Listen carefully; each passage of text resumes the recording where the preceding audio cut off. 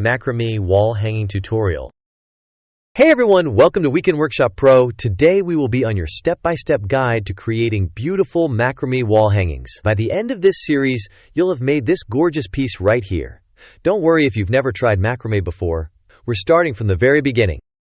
Before we dive in, let's talk about what macrame actually is. Macrame is the art of knotting cord or rope to create decorative patterns. It's been around for centuries, and now it's having a huge comeback in home decor. Let's go through everything you'll need for this project. First, the rope. I'm using 4mm cotton cord, and you'll need about 100 yards total. Cotton cord is perfect for beginners because it's easy to work with and holds knots well.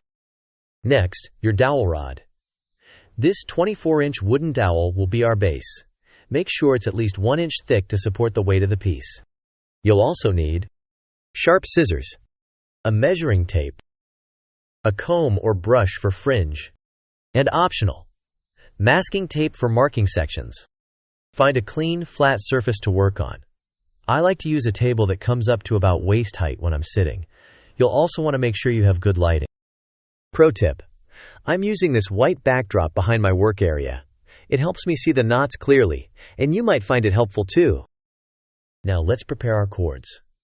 For this project, we'll need 20 pieces of cord, each 8 feet long. Here's a quick trick for measuring. Mark your 8-foot length on a table using masking tape. Use one piece as your guide to cut the others. Stack them neatly to keep them organized. Remember, it's better to cut your cords a bit longer than you think you need. We can always trim excess later, but we can't add length. That's all our prep work done. In the next segment, we'll learn our first basic knots and start mounting the cords on our dowel. Make sure you have all your materials ready. First, let's mount our cords onto the dowel using the Lark's head knot. Take your first cord and fold it in half. Create a loop at the middle. Place the loop behind the dowel. Bring the ends through the loop. Pull tight to secure. We'll repeat this process with all 20 cords, spacing them evenly across the dowel. Here's a helpful tip. Use your measuring tape to mark equal sections with masking tape as guides. With our dowel being 24 inches and 20 cords, we want roughly 1.2 inches between each knot. Now for our first essential knot, the square knot. This will be the foundation of our design. Let's break it down step by step. Take your 4 center cords. The 2 outer cords are your working cords. The 2 inner cords are your filler cords. Left working cord goes over the filler cords and under the right working cord. Right working cord goes under the filler cords and through the loop on the left. Pull tight, keeping tension even. Watch out for these common mistakes. Uneven tension. Twisted filler cords. Working cords in wrong order. Let's practice this a few times together. Our second essential knot is the spiral knot, also known as the half square knot. It's similar to the square knot, but with a twist. Start just like the square knot. Stop halfway through. Don't complete the right side. Repeat the same half knot again. Watch as it naturally begins to spiral. The key to a beautiful spiral is consistency in your tension. Notice how each repeat creates this lovely twisted effect. Now, take a few minutes to practice both knots. Pause the video if you need more time. Remember, square knots lie flat. Spiral knots twist. Tension is everything. Amazing work! You've now learned the 2 most important knots in macrame. Next, we'll start creating the actual pattern of our wall hanging, using these knots in different combinations. We mastered the square knot and spiral knot. Now we're ready to combine these techniques to create our first pattern row. Take a look at your work. You should have 20 cords mounted evenly on your dowel. Let's make sure they're all straight and untangled before we begin. Before we dive into our pattern, let's talk about how to read macrame patterns. Think of it like reading sheet music. Each row represents a different layer of knots. In our pattern, the solid lines represent square knots, while the dotted lines show our spiral knots. The numbers tell us how many cords to skip between knots. This creates the beautiful negative space that makes our pattern so striking. Let me share a helpful visualization. Imagine your chords as a piano keyboard. Just as musicians create beautiful melodies by playing specific keys in sequence, we'll create our pattern by working with specific chords in sequence. Starting from the left, count your first 4 chords. These will form your first square knot. Create your square knot, remembering to keep even tension. Skip 2 chords. Take the next 4 chords for your second square knot. Notice how this creates a lovely scalloped effect at the bottom. This row will set the foundation for our entire design. Take your time here. A strong foundation makes everything else easier. You should end up with 5 square knots across your piece, each separated by 2 chords. Now for our second row, where we'll introduce some variety with spiral knots. This time, we'll work between our square knots. Find the 2 chords you skipped between your square knots. Use these plus 1 chord from each adjacent square knot. Create a spiral knot here. What's happening is really fascinating. We're creating a diamond pattern. The square knots from our first row form the tops of our diamonds, while these spiral knots will create beautiful twisted sections that lead the eye through the piece. Notice how the spiral knots naturally want to twist. This creates wonderful dimension in our piece. Let them twist. This is part of what makes macrame so organic and beautiful. Let's take a moment to check our progress. Your piece should now have a row of evenly spaced square knots, spiral knots forming between them, a natural wave-like movement developing. If your knots aren't perfectly aligned, don't worry. This organic quality is part of what makes handmade pieces special.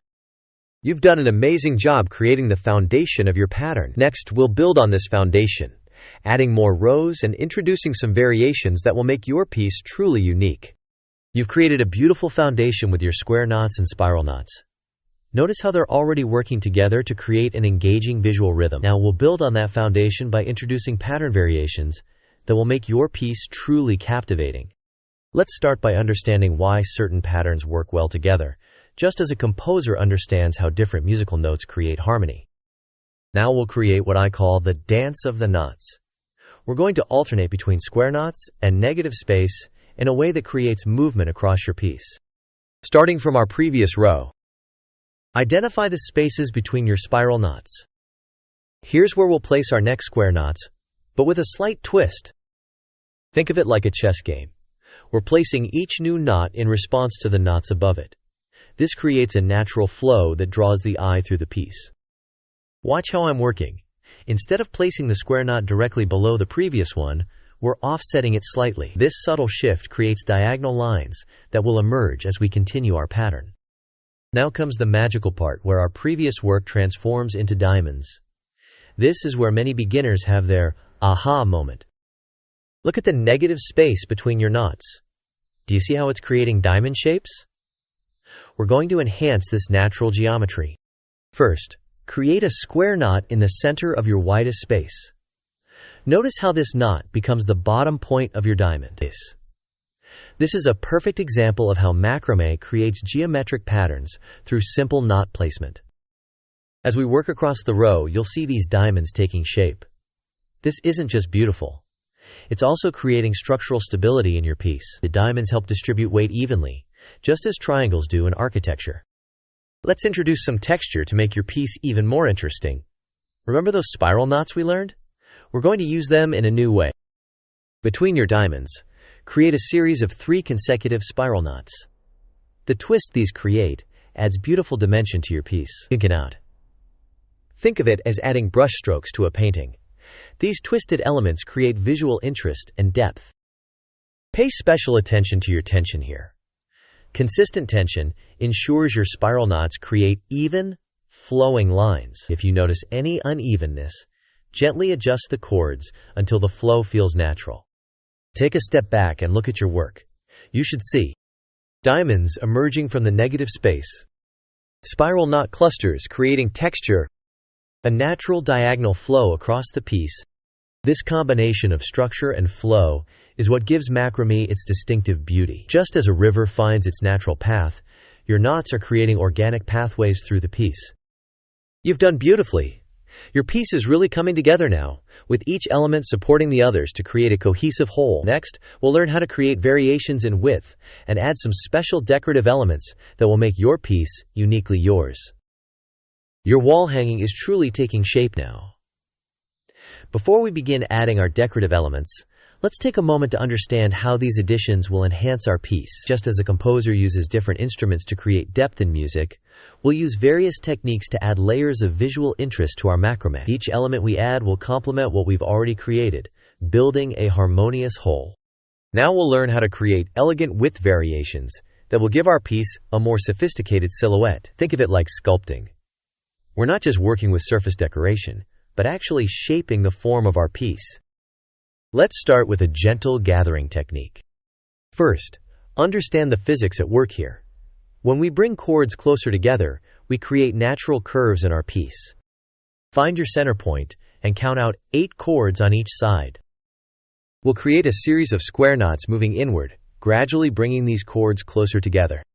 Notice how this creates a natural cinching effect. This narrowing isn't just decorative. It creates visual rhythm and helps guide the eye through your piece. When we later allow the chords to spread out again, it creates a beautiful organic movement. Now let's add some wooden beads to create focal points in our design. These beads will serve as punctuation marks in our visual story, giving the eye places to rest and adding a natural element to our piece. Here's how we'll incorporate our beads. Select your chord placement carefully. The beads will naturally draw attention, so we want to position them where they'll enhance our diamond pattern. Think about creating triangular arrangements. This echoes the geometric patterns we've already established. To add each bead, choose 2 chords that will hold your bead. Create a simple overhand knot below where the bead will sit. Thread your bead onto both chords.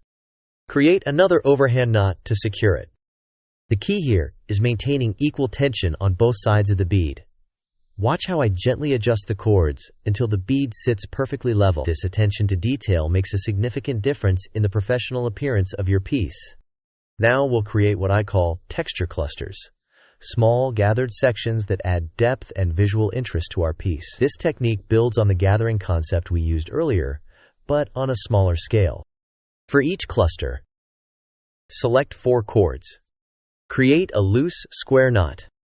Instead of pulling it tight normally, we'll gather it asymmetrically. This creates a small, organic bundle that adds wonderful texture. Think of these clusters like brushstrokes in an abstract painting. They add movement and interest while maintaining harmony with the overall composition. As we add these decorative elements, we need to think about balance. Notice how I'm creating a subtle asymmetry in their placement. This keeps the eye moving across the piece while maintaining overall harmony. Remember, perfect symmetry can sometimes feel static, while thoughtful asymmetry creates movement and interest. Consider how each element relates to the others. Just as a photographer thinks about the relationship between objects in a frame, we're thinking about how each decorative element interacts with our pattern. You've done wonderfully adding these beautiful details to your piece. We'll focus on creating the perfect ending for your wall hanging, including how to make those luxurious fringe details that will give your piece a polished, professional finish.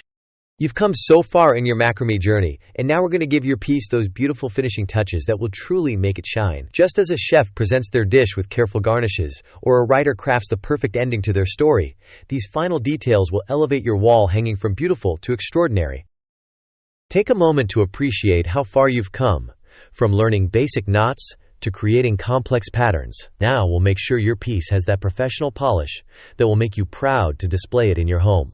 First, we'll create a clean, polished bottom edge that will serve as the foundation for our fringe. This step is crucial because it provides structure and ensures your piece maintains its shape over time. Let's work across the bottom of our piece with what I call the finishing row. Imagine we're creating a beautiful frame for all the artistry above. Start by measuring up 6 inches from where you want your piece to end. This will be our working line. Using your remaining chords, create a row of alternating square knots, keeping them snug and even.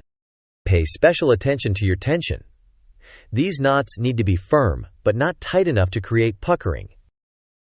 Check your alignment using the measuring tape, ensuring your row stays perfectly horizontal. Think of this row like the foundation of a building, It needs to be level and strong to support everything that comes after it. Notice how this row also creates a subtle but important visual boundary for your piece. Now comes everyone's favorite part: creating that luxurious, flowing fringe that gives macrame its distinctive bohemian character. Let's break this down into steps that will ensure your fringe looks intentional and refined. First, we'll create what I call layered cascades. Separate your cords into groups of 4. For the first layer, measure and cut at 12 inches. The second layer will be 10 inches. Your final layer will be 8 inches. As you cut, hold your scissors at a slight angle, about 15 degrees. This creates a softer, more natural edge than a straight cut. Think of it like layering hair. We're creating movement and depth that will make your piece feel more dynamic. Now for the brushing technique that will transform your fringe. Starting from the bottom, use your wide-toothed comb to gently separate the fibers. Work in small sections, always brushing downward. As you brush, you'll notice the cords becoming softer and more ethereal. The key here is patience. Each pass with the comb helps create that beautiful, cloud-like texture we're aiming for. Our final step is ensuring your piece hangs beautifully. This is where we address any subtle adjustments needed for perfect presentation. First, lightly spray your piece with water using a spray bottle. This helps the fibers relax and find their natural position. As your piece dries, gently shape it with your hands, encouraging the design elements to align naturally. For mounting, I'll share my professional hanging technique.